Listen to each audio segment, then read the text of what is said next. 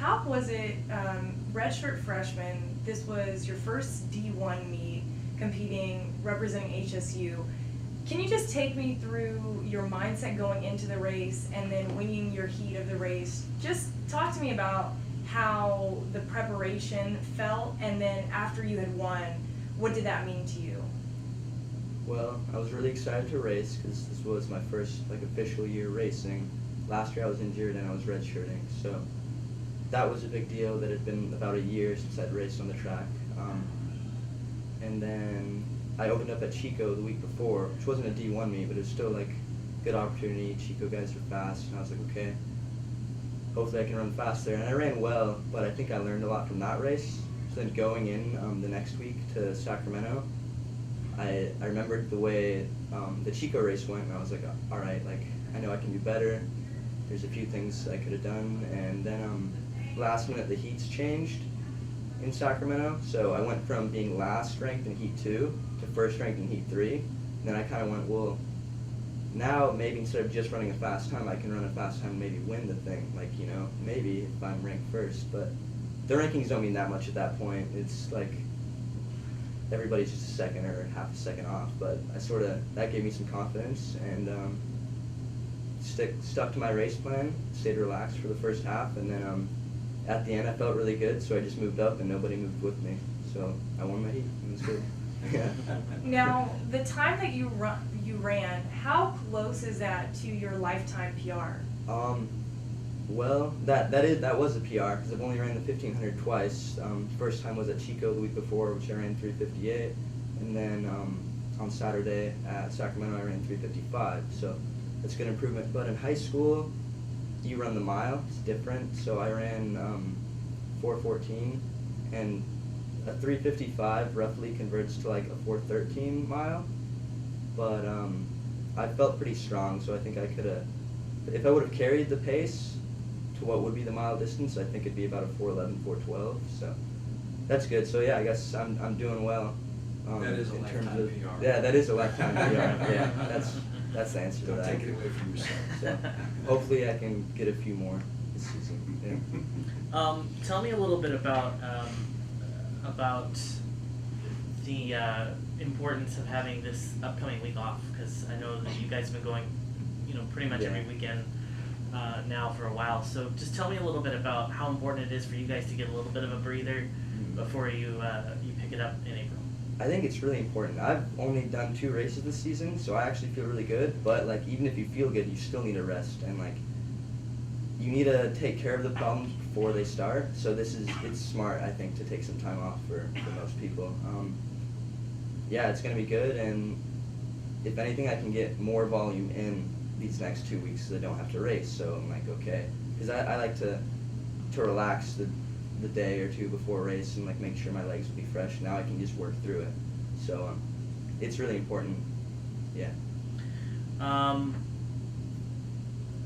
Actually, I think that might be what I've got. Stole my questions.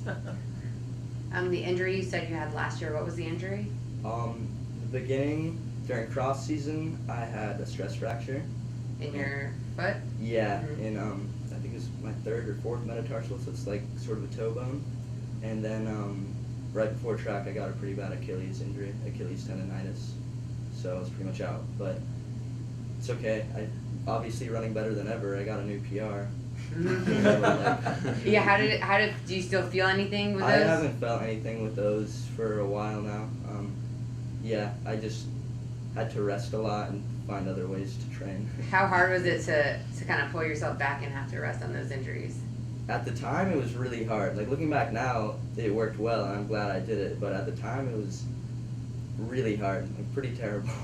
But mentally, it's tough because I like running a lot, and I wanted to run, and then I was like, well, I can't run right now, so I had to swim and do other. Was there someone kind of like the enforcer, making sure you weren't running or making sure you weren't trying to train, giving it the full rest? Yeah, I guess Scott did a good job because he was if you can't run, you can't run. So he would say that, but I knew it too. That it was this hurts. I'm not supposed to be running on something that hurts like this. There is a certain amount of pain in the sport, obviously. Running kind of hurts, but if it's a tendon that you can't even walk on, you're not supposed to run on that. So you just have to tell yourself that and figure out ways to stay fit without hurting it. So you do that long enough, hopefully it'll heal. And it has. I don't feel the tendon anymore, and the stress fracture's gone. And then after holding yourself out of training, to kind of recuperate your injuries and then coming out like this, what does that feel like for you?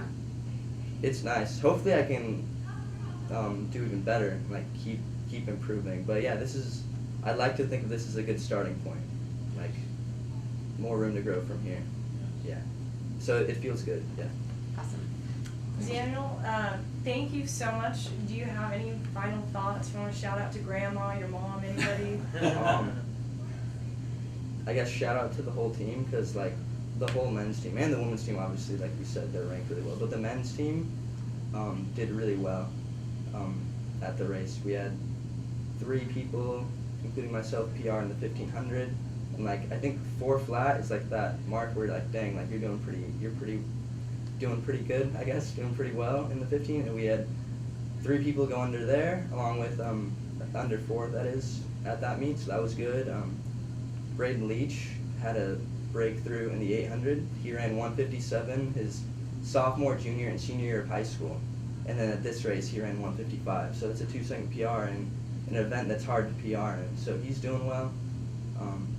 Ben Stahlheim had a really good steeplechase for his first ever one. So like the men's team's doing really well too, and we're all pretty young, so we're gonna keep developing.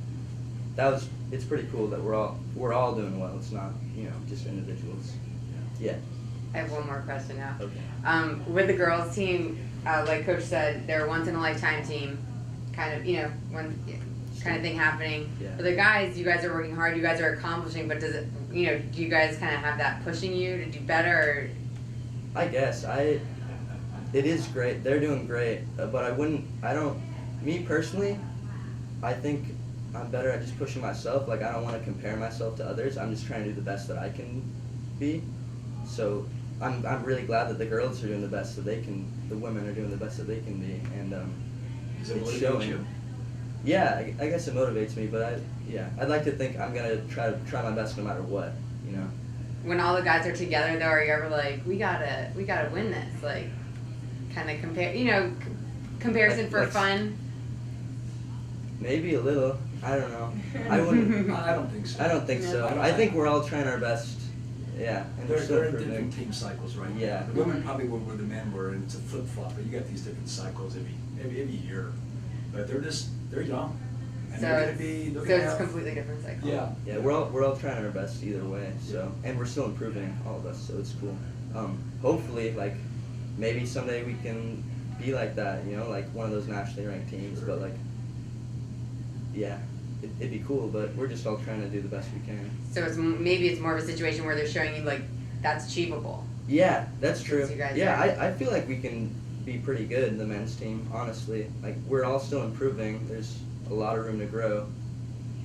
But, yeah, I'm not trying to just let it happen. I'm not going to try to, I don't know how Force to it. explain it. Yeah, force it. Like, you just work hard no matter what, and hopefully you get there. Very cool. And Thanks, we're you smart. guys. Yeah. Thank you, Thank you. Daniel. Thank you.